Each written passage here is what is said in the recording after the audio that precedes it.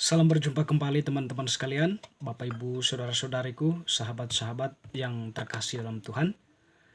Marilah pada kesempatan ini kita kembali lagi mempersiapkan sedikit waktu kita mendengarkan sabda Tuhan yang kita ambil dari penginjil Yohanes bab 1 ayat 45 sampai 51. Murid-murid Yesus yang pertama. Filipus bertemu dengan Nathanael dan berkata kepadanya, "Kami telah menemukan dia yang disebut oleh Musa dalam kitab Taurat dan oleh para nabi, yaitu Yesus anak Yusuf dari Nazaret." Kata Nathanael kepadanya, "Mungkinkah sesuatu yang baik datang dari Nazaret?" Kata Filipus kepadanya, "Mari dan lihatlah." Yesus melihat Nathanael datang kepadanya, lalu berkata tentang dia, "Lihat, inilah seorang Israel sejati, tidak ada kepalsuan di dalamnya." Kata Nathanael kepadanya, "Bagaimana engkau mengenal aku?" Jawab Yesus kepadanya, "Sebelum Filipus memanggil engkau, aku telah melihat engkau di bawah pohon arah." Kata Nathanael kepadanya, "Rabi, engkau anak Allah, engkau raja orang Israel." Yesus menjawab, katanya, "Karena aku berkata kepadamu, aku melihat engkau di bawah pohon arah, maka engkau percaya? Engkau akan melihat hal-hal yang lebih besar daripada itu." Lalu kata Yesus kepadanya, "Aku berkata kepadamu, sesungguhnya engkau akan melihat langit terbuka dan malaikat-malaikat Allah turun naik kepada Anak Manusia." Demikianlah sabda Tuhan, terpujilah Kristus.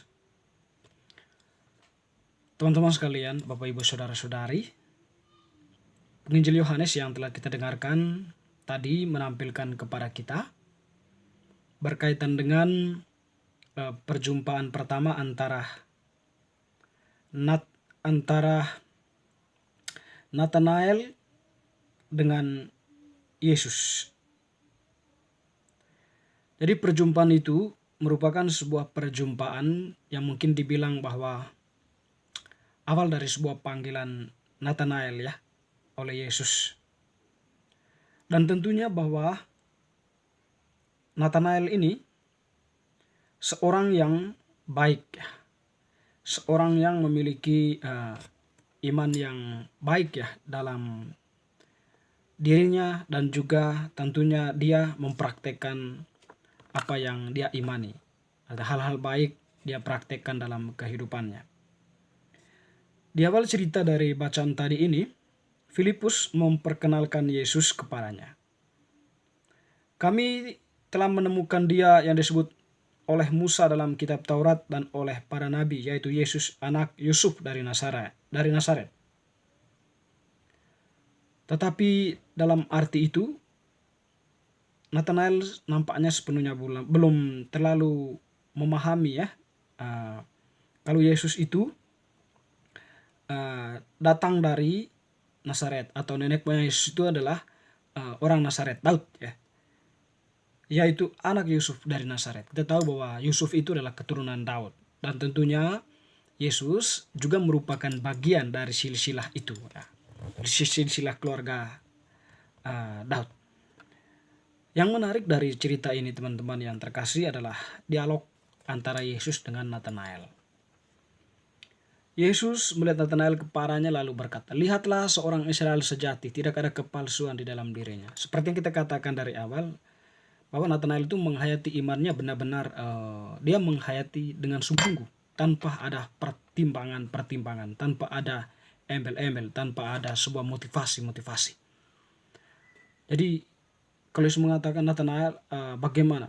Lihatlah seorang Israel sejati, tidak ada kepalsuan di dalam. Sini ya kita bisa kembali ya, kalau kita mau kembali kepada pernyataan Yesus sebelumnya yang mengkritik kemunafikan orang-orang ahli-ahli Taurat dan orang-orang Farisi.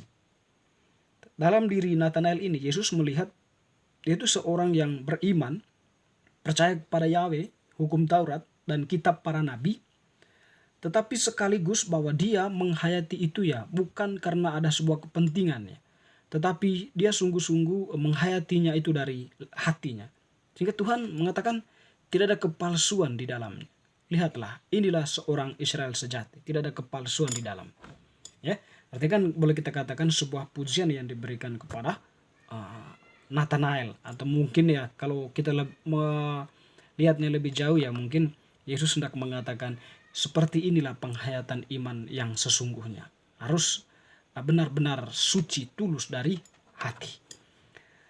Dan juga ya tentu pada akhirnya eh, Nathanael ini ya mengaku Yesus sebagai Tuhan. Rabi, engkau anak Allah, engkau raja orang Israel. Ya meskipun bagaimana ya, bisa dimengerti Nathanael ini mengenal banyak dari Yesus, mengenal banyak tentang Yesus, mungkin dari cerita-cerita Filipus, ya. Mungkin dari apa yang disampaikan oleh Filipus kepadanya.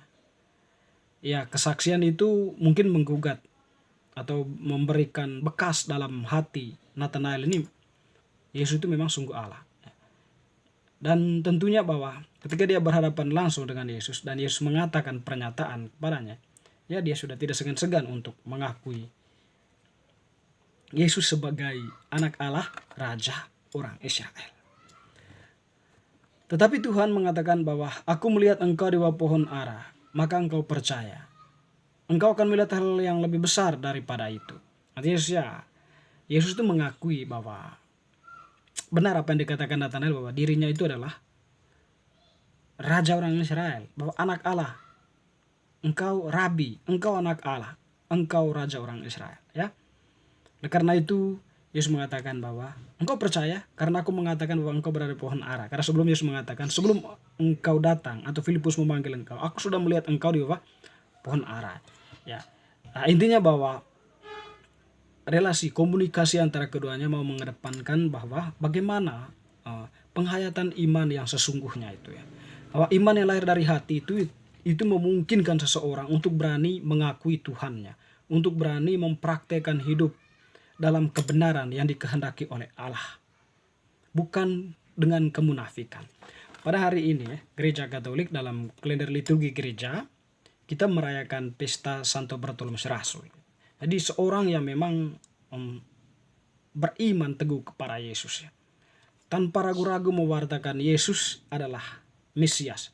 Yesus sudah bangkit dari kematian, dan kematiannya itu menyelamatkan sekian banyak orang yang mau datang kepadanya akan diselamatkan. Sekiranya itu yang diwartakan oleh Rasul Bartolomeus ini ya. Dia mewartakan imannya akan Yesus dengan sungguh-sungguh, tanpa ada embel-embel, tanpa ada kemunafikan, tanpa ada kepalsuan di dalamnya. Dia menyampaikan sungguh-sungguh imannya akan Yesus. Ya. Dan karena itu ya, apa ya, dia dibenci oleh banyak orang pada akhirnya. Dia tidak disukai oleh banyak orang karena ketika dia mewartakan Yesus yang bangkit itu, secara tidak langsung dia merongrong kekuasaan yang selama ini mendekap, atau kekuasaan yang dipegang oleh orang-orang yang memang penuh dengan kemunafikan. Teristimewa ya tokoh-tokoh agama ya pada waktu itu. Oleh karena itu ya, bagaimanapun juga Bartolomeus ini harus berhadapan dengan mereka ya. Nah, selain tokoh-tokoh agama yang mungkin juga ada penguasa-penguasa lain ya, karena memang di situ kan dia tuh menyuarakan kebenaran. Dia dibenci tentunya, dia ditolak dan sebagainya. Sehingga dalam hal ini ya kita memahami, karena iman tadi itu ya, yang lahir dari sungguh dari hati ya, penampakan keluarnya tidak ada ketakutan, tidak ada keraguan sedikit pun untuk tetap mewartakan Yesus yang bangkit tanpa ada keraguan ya. Sehingga Yesus itu pun dikenal di mana-mana, meskipun gereja awal itu penuh dengan tantangan, karena kekuatan, karena keberanian Rasul ini, Santo Bartolomeus ini ya, Yesus itu tetap dikenal banyak orang dan diimani sampai saat ini. Teman-teman saudara-saudariku yang terkasih ya, yang mungkin memahami Rasul Paulus ini kita bisa baca dalam sumber-sumber yang bisa diakui, tapi sepintas kata ya, kita petik dari pengalaman ini bahwa iman kepada Tuhan itu bukan sebuah iman yang dilandasi pada sebuah kepentingan, tetapi iman kepada Tuhan itu sungguh-sungguh lahir dari hati. Bahwa iman yang benar-benar sejati, yang lahir dari ketulusan tanpa ada kepalsuannya. Iman yang demikianlah yang sebenarnya diinginkan oleh Tuhan. Dan tentunya tidak hanya beriman, tetapi juga menyatakan iman itu dalam kehidupan nyata. Iman tanpa perbuatan adalah mati, kata Yakobus. Oleh karena itu, iman dan perbuatan harus sejalan, seimbang. Ya. Bapak Ibu Saudara-saudari, semoga bacaan hari ini semakin meneguhkan iman kita dan bertindak dalam kebenaran, bukan kemunafikan. Amin.